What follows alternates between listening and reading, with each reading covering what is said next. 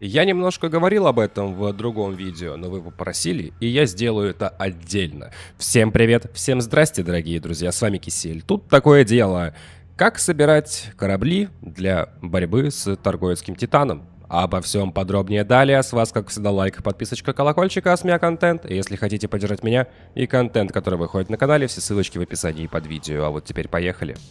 Давайте-ка перейдем сначала к тому, что нам нужно для того, чтобы наш корабль получился хорошо. Нужна хорошая основа. Нам нужно большое количество орудийных гнезд. Да, потому что у нас как бы и антиинопланетное вооружение нужно, и еще бы лазер на теплоотдачу неплохо, и ту самую торпеду воткнуть тоже нужно. Нужно нормальное количество внешнего оборудования, потому что ставить нужно довольно много. Ну и как бы можно повысить таким образом свой танк. И хотелось бы, чтобы корабль был еще быстрый. Потому что есть некоторые проблемы с перехватами от торгоидов. Если вас перехватывает торгоид перехватчик, то в принципе 450-500 метров в секунду, и вы от него улетаете. Ну, если, конечно, Василиск не бустанется. Если за вами полетит глифа, у вас будут серьезные проблемы. При перехвате между систем вы от нее уйдете на корабле со скоростью под 500 метров в секунду. Но если это будет перехват внутри системы, вы от нее ни на чем не уйдете. И исходя из этого, давайте подберем корабль. Как бы вам ни казалось то, что Chieftain это хороший вариант, ребят, нет. Нам нужно будет ставить антиинопланетное вооружение на основе человеческих технологий. И как бы еще торпеду от стражи. Торпеда от стражи будет второго размера и третьего. А пушечки, ракеты АИ и пулеметы АИ имеют размеры второй и третий. Первого нету. А орудийные гнезда у Chieftain довольно проблемные. 3 единицы, 1 двойка и 2 тройки. Поэтому Chieftain в пролете. Но его старший брат Challenger с 3 двойками, 1 тройкой и 3 единицами подходит, но не такое, что прямо быстрый. Да, скорость довольно важна. Я бы мог бы разложить вам по пунктам по поводу каждого корабля, почему его можно брать, либо почему его не надо брать. Но давайте-ка все же перейдем к 3 кораблям, которые я бы рекомендовал. Крайт МК-2. Бодрый, хороший среднячок. Тут у нас и скорость, и танк, и вооружение. Конечно бы, если был бы еще один орудийный слот, было бы прям хорошо. Но и так сойдет, летаю на нем, бед не знаю. Добротный кораблик. Очень. 6 внешних слотов. Все очень хорошо. Но есть одна проблема. Если вы будете собирать его на пулеметах, у него будет урона меньше, нежели вы его соберете на ракетах. Сейчас поясню, что я имею в виду. А и ракеты 3-го размера и 2-го размера имеют одинаковый урон, но разный боезапас. Ракета одна и та же, но боезапас разный, а у пулеметов не так. Из больших кораблей рекомендую имперский каттер. Хорош во всем, кроме маневренности. Да, конечно, можно взять анаконду, но у нас есть проблема, как я говорил, скорость и уход от торгоида. Если что, у нас анаконда не сможет уйти от торговецкого перехватчика даже обычного, ей скорость не позволит, каттер сможет. Но есть одно но по поводу этих больших кораблей и остальных. Когда мы выбираем вооружение, мы должны, в принципе, понимать, чего нам это будет стоить. Та же самая Галифа, торговецкий охотник. Вы по нему с этих ракет не попадете. Проверял на стриме, на собственной шкуре. Я его бил минут 5, а то и 7. Кое-как попадаю. Так что в плане вооружения я бы рекомендовал бы вам взять все же АИ пулеметы. Да, у них типа меньше урона, когда вы будете бить по торговецкому титану. Но поверьте, во время того, как вас будут перехватывать глефы и бить вас, вам это не очень сильно понравится, когда вы будете только лишь добираться туда. И уже психанете и, наверное, развернетесь. Либо будете делать релоги и пытаться пролезть. Так что в плане вооружения берем АИ пулемет. Но это лично от меня. А и ракеты по урону будут лучше. Не забываем про то, что наш корабль будет греться. И греться он будет сильно, в особенности тогда, когда вы будете бить по торговецкому данному шпилю. Потому что там вокруг все будет горячее. Вам нужно будет охлаждать корабль. Либо используйте большое количество теплоотводов, либо пучковый лазер. На Крайт рекомендую пучковый лазер, потому что это не Фердиланс, где есть 6 внешних слотов, куда вы можете поставить больше теплоотводов. Ну и, конечно же, торпедная установка стражей, без которой ничего не получится. Выше 2-го размера брать я смысла не вижу. По поводу внешнего оборудования. Антикоррозийная катапульта. Без нее вы не сможете пролететь долго в Торгоидском вихре. Вас сожрет коррозия, дроноочистители и прогрев не поможет, так что нужно брать. Нейтрализатор торгоидских импульсов позволит вам преодолеть ту самую отталкивающую волну от торгоидского титана, чтобы вы уже добрались наконец-таки до его центра. Нейтрализатор торгоидских импульсов и антикоррозийная катапульта продаются на спасательных мегашипах, и спасибо фронтирам, вам теперь не нужно фармить материалы на это дело. Доступно для всех. И, конечно же, теплоотводная катапульта. И тут вот в чем прикол. Если у вас есть пучковый лазер на теплоотдачу, в принципе, одной теплоотводки, наверное, вам даже и хватит. Вы всегда сможете об торгоидского титана гасить свою температуру с помощью того лазера. Поэтому ситуативно. Если у вас, скажем, Фердиланс либо Каттер, вы можете взять больше теплоотводов, при условии того, что у вас нет лазера на теплоотдачу, либо больше антикоррозийных катапульт, потому что, когда вы будете бить торгоидского титана, по вам будет прилетать от скаутов, от глеф. И ракеты тоже будут прилетать с коррозией. Это нам позволит дольше там находиться. Но не стоит забывать про то, что мы можем усилить свой танк, взяв усилитель щита. Дополнительный, а может и два. И это бустанет довольно сильно вашу выживаемость. По поводу основного оборудования. Переборки корпуса нас интересуют, но нас не интересует резист. Нас интересует максимальное количество корпуса, которое мы можем сделать. Поэтому делаем толстую броню и толщение брони. А что по поводу выбора композита военного класса, либо реактивную броню, берите военного класса, потому что реактивка стоит дороже. А там лишь разница только по резистам. Общее количество хп одинаковое. Силовая установка. Тут вот, друзья, внимательно относимся к этому, потому что ставить ее в жир, который имеет монстрацию, гигантское количество энергии и так далее, я вам не советую. Бронированная с рассеиванием тепла получше, потому что вы будете там ой как сильно греться временами, и это вам поможет не сгореть. Ну и плюс, она хоть как-то может тянуть оборудование, не то что силовая установка с малым излучением. Маневровые двигатели, грязная донастройка, ускорители. Максимальная скорость нам необходима. Чем быстрее летим, тем лучше, потому что мы там будем не на месте стоять, а еще маневрировать и летать. Рамочно-сместительный двигатель, FSD, какой хотите. Главное, чтобы просто вы могли туда долететь. Системы жизнеобеспечения нас в принципе не интересуют, как и сенсоры. Можно и то, и другое брать D-класса и не париться по этому поводу. А вот распределитель питания, в принципе, он тут даже не особо сильно используется. Даже можно брать не инженерный вариант. Нам от него нужно лишь, чтобы он давал буст. Оружие у нас не сильно жрет распределитель, особенно ракеты. Они его почти вообще не жрут. По поводу щитов. Брать их с собой или нет? Потому что вроде как на торгоидов мы щиты не берем и катаемся вокруг них на фаофе под теплоотводами, либо лазером на теплоотдачу. Но там один торгоид.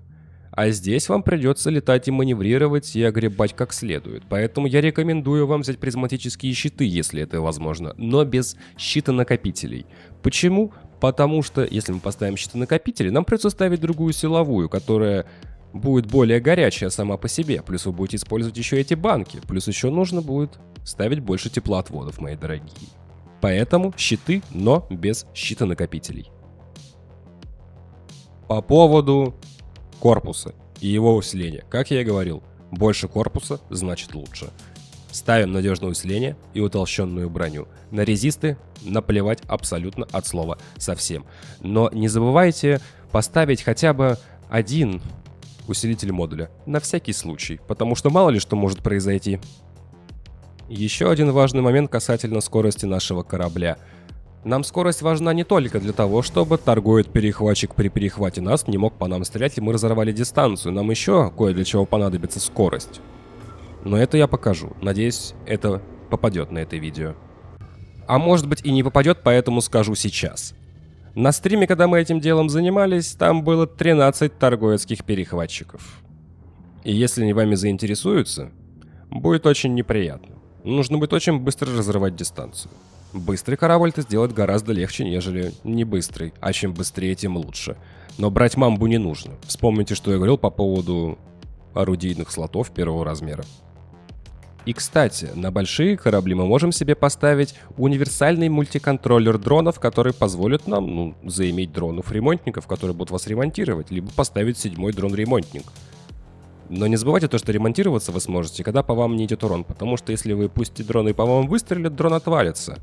И Не забывайте делать ребуты щита.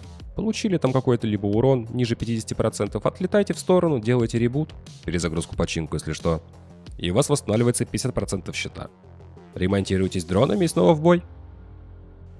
На большие корабли можно, да даже нужно ставить стабилизатор экспериментального вооружения, чтобы в случае этого стабилизатора вы могли таскать на себе 6 АИ пушек. Если третьего размера у вас будет стабилизатор, то сможете 5. Ну а так по умолчанию вообще 4. Что грустно. Если что, АИ пушки можно также купить на спасательных мегашипах.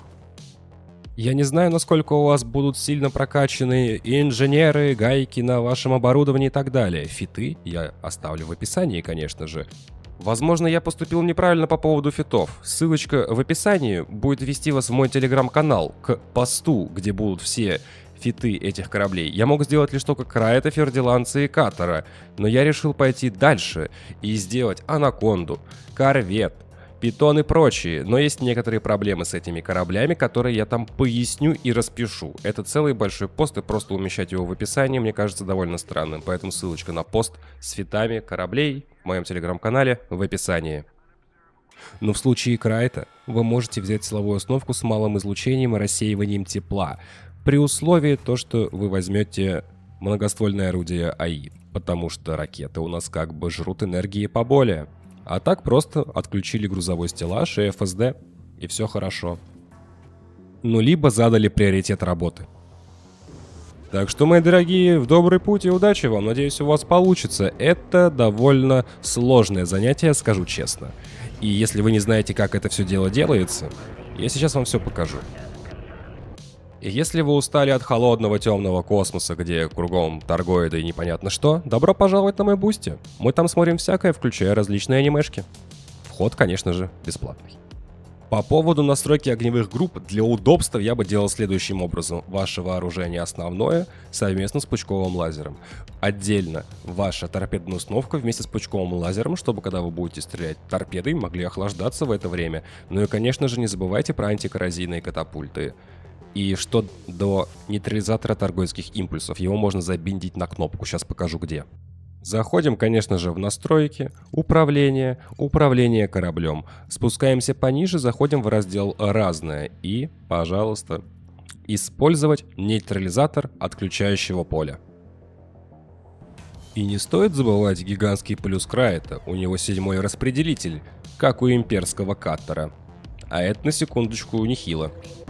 И что касательно перехвата. Если перехват между системами, совершенно спокойно, неважно, кто за вами там летит, просто-напросто летим дальше в сторону той системы, куда мы прыгали. Скорость позволяет разорвать дистанцию, как я и говорил. Если глифа, она будет чуть-чуть догонять Крайта. Но если внутри системы, лучше биться с глифой с помощью пулеметов. Потому что как бы маслок. И придется прыгать в другую систему, потом обратно и так далее. В общем, неприятное занятие. Важный момент, который я упустил, потому что это и так очевидно, но видео просили и просили сделать подробно. Делаю подробно. По поводу спасательных мегашипов, где покупать АИ-пушки и прочие штуки. Заходим в настройки параметров отображения, спускаемся вниз, гигантский спасательный корабль. И вот таким значком они будут отмечены. На всякий случай я это проговорю. У меня уже просто профдеформация, наверное. Спокойненько себе подлетаем на не очень большой скорости, прожимаем на выход, так будет лучше, поверьте, и летим к центру. Поглядывайте на эти волшебные елочки под названием торгойские генераторы коррозий, потому что они могут взвестись об ваш корабль, если почувствуют от вас большую температуру. Периодически прожимайте теплоотвод на всякий случай. Берем нашу орудийную группу с нашими антикоррозийками и летим. И на всякий случай теплоотвод разочек. Если будете лететь в опене, друзья, вы сможете ориентироваться по лазерам, которые будет видно. Летите сразу в ту сторону. Но может быть одна неприятная ситуация, связанная с опеном. Нет, не только ганкеры. Количество раз запуска отталкивающей волны будет больше, чем обычно. Сейчас будет, в принципе, одна, а так может быть 2 и 3. Потому что эта штука реагирует на подлетающие корабли. И когда кидать нейтрализатор торгоидского импульса? Примерно сейчас. но нужно зажать. Не просто нажать кнопку, а именно зажать ее и держать. А еще лучше запихнуть побольше распределителя в систему. Но это так. На всякий случай. И продолжаем наш полет. И да, даже в соло тут летают корабли. Волшебные, веселые АИ-пилоты. Я не знаю, как он на Type 9 тут что собрался делать, но неважно. Нам нужна вот эта вот часть торгоида, где залетают и вылетают корабли. И вот эти вот волшебные штучки, напоминающие, если бы эта штука была торгоидским перехватчиком, сердца торгоида-перехватчика. И заходим на них с помощью торпеды.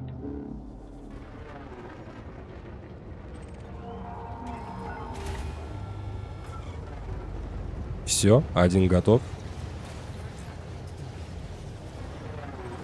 Больше 4 за один раз у меня сделать не получалось.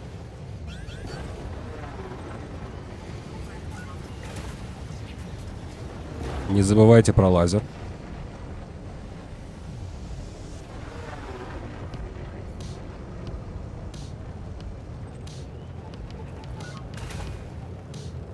Если вы летаете с ребятами, летайте в разную сторону. Кто-то по часовой стрелке, кто-то против часовой. Все, они закрылись, ныряем в ту сторону. Теперь аккуратно, ребят.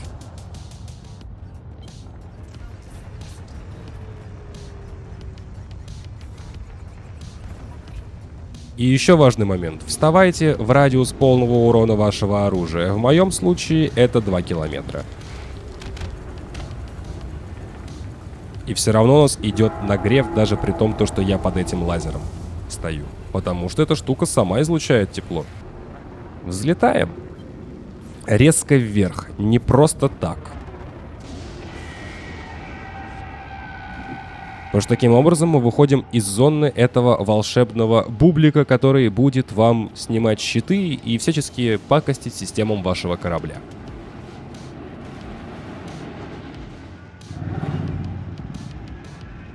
В принципе, можно уже возвращаться. Один вы эту штуку не продамажите. Сразу говорю. Нужна пати. Даже, наверное, 2 крыла. Потому что эта штука очень живучая. А спокойно сейчас здесь, потому что нету игроков. Если игроки были бы, то, учитывая количество, сколько раз они перезапускали этого торгоидского титана, тут было бы прям месиво, как было вот на предыдущем стриме. Да, приходите на стрим, и там вы узнаете все гораздо быстрее, кстати. Чем больше тепловых стоков вы собьете, тем дольше та срань будет торчать. 4 тепловых стока, если не ошибаюсь, это примерно 15 секунд, а 8 это уже 30. Но в любом случае, когда вы будете делать это в опене, либо в какой-либо там приватке с друзьями, либо с какими-то разными непонятными людьми, в принципе, на это можно забить. Потому что вы их уже и так будете сносить все. Все же хочу вам показать момент с нагревом корабля. Я сейчас ничего не буду нажимать, никак не буду стрелять, там что-либо еще. Корабль, вот сейчас у меня 29%, 26%, и какая-то срань выйдет. Он начнет греться, и греться довольно прилично. Если, конечно, эта штука выйдет, и что-то там опять снова у нас не сломалось. Мой торгоид сломался. Я специально это показываю на видео, чтобы вы понимали, то, что все будет работать не идеально. Когда починят, не знаю. Но поверьте на слово, греться у этой штуки вы будете ого-го как. Мой катер прогревался, да как и Крайт, наверное, без лазеров и теплоотводов до 800. И это прям, мои друзья, много. Этого видео бы не было, если бы не вы, мои дорогие, которые попросили меня его сделать. Надеюсь, им я помог многим людям. А у меня на этом все. Всем спасибо, друзья, за ваши просмотры, лайкосики, подписочки, донатики и все это прекрасное в описании под видео, всевозможные ссылочки, плейлисты, социальные сети, помощь каналу. С вами был Кисель, всем до встречи и пока-пока. Увидимся с вами завтра, ну или сегодня на стриме, если он будет. До встречки и увидимся в космосе.